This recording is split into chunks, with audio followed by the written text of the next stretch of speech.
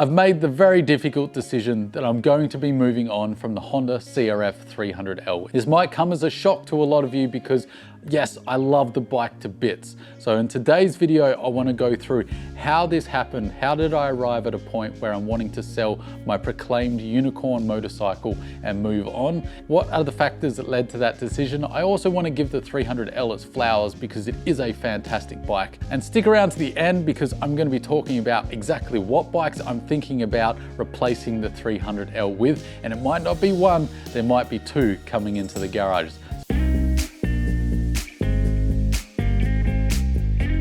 First off, we need to talk about how good of a bike the 300L is, which might sound strange to some of you given that I'm moving on from the bike, but I wanted to highlight the good of the bike. I'm not selling it because it's inherently a bad motorcycle. You guys know I love the bike. In fact, I've been on record multiple times saying that this is my unicorn motorcycle as far as lightweight dual sports for the technical stuff goes, and I stand by that. It's still that bike for me. It's affordable, it's reliable, plenty of modifications, and it's just so versatile for a dual sport. It has just enough power to be decent on the road, and for multi-day trips out on the open highway, it's bearable for a small dual sport. It's also the perfect amount of power for me off-road. It's not so much that I have to really concentrate on my throttle management, but it's enough power to get you through anything that comes in the way of the 300L. So it's been the perfect bike for me. And with the addition of that YSS suspension, it's just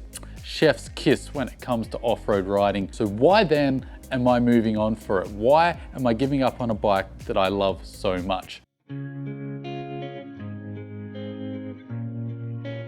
This has been over a 12-month journey for me to come to this decision. How me and the CRF300L have kind of gone our separate ways in what kind of riding the bike is good at and what kind of riding I'm now able to do in this new stage of my life. So let's go through that. When my daughter arrived, I never expected how much it would change me as a person, how much it would reshuffle my priorities in my life, and just pretty much just how big of a change it would be in every facet of our lives. I don't have much time anymore, and when I find that I do have time, I really want to spend it with my family, and the secondary to that is I like to spend it renovating this place. I'm still mid-renovation and it's taking up a lot of my spare time as well. Right there are two things that I prioritize now over riding my motorcycle. I still love riding to bits and I will never stop, but it has been knocked down a few notches with two more important things in my life at the moment. And I'm never going to apologize for being family first. Now, the other facet to this is just how tired and how sick I always am, mainly because my little one isn't the best sleeper. Case in point, I'm doing this video on 3 hours sleep. My little girl is ill and I'm sure to not be getting much sleep moving forward, and I know I will get sick again because what can you do when you got a little toddler coughing right in front of your face? The free time I have, I'm either recovering or looking after a sick child, or both usually is how it goes. So my time is just disappearing like no tomorrow. But when I first got this bike, I had plenty of time on my hands. I had a large group of riding buddies. We all had the same schedule and we all wanted to do the same kind of riding. It was just ideal. So multi-day trips, lots of single track and goat trails, beaches and deep sand, and lots of really good semi-technical riding, the stuff that we absolutely love to do. But most of those riding buddies have hung up their leathers. So a lot of my friends that I would have done more of the technical stuff with now do not ride. And even if they could, I don't have the time to ride with them if they were to go out there. So I find myself with a bike that I bought for the skinny trails not being used for that purpose. I ride most of the time on the road now with a little bit of easy dirt roads and maybe some twin track mixed in. On top of that, as you might have noticed with the CFMoto 450 MT reviews, my channel's getting big enough to where dealerships are saying, we trust you taking this bike off-road a bit. So I'm getting the opportunity to hit the dirt without even needing the 300L. So again, it sits there gathering dust. And the final thing which really took me by surprise is how much risk I'm willing to take now. What I didn't expect was when my little baby girl turned up was just how risk averse I would become. First thing that pops into my head when I hit the dirt or even hop on a motorcycle now is I need to come home to my young family. So that has really changed the kind of riding I would like to do. In the past, where even riding by myself, I might have been tempted to tackle some more technical terrain that I knew I'd done before.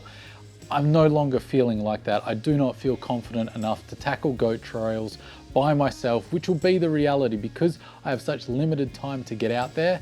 I can't really call up friends last minute, even because I might bail on them, I might not, who knows what's gonna happen the next day. So I find myself riding solo all of the time on the 300L. I'm just accepting the fact that I'm in a stage of life. These stages for me, they generally last about 3 to 5 years, I've noticed, where I go through these big life changes, everything's different, and I look at things through a whole new lens and everything is reevaluated. And I'm going through one of these times. And so I had a ride yesterday. I took the CRF300L out despite having a splitting headache because I've got a sinus infection.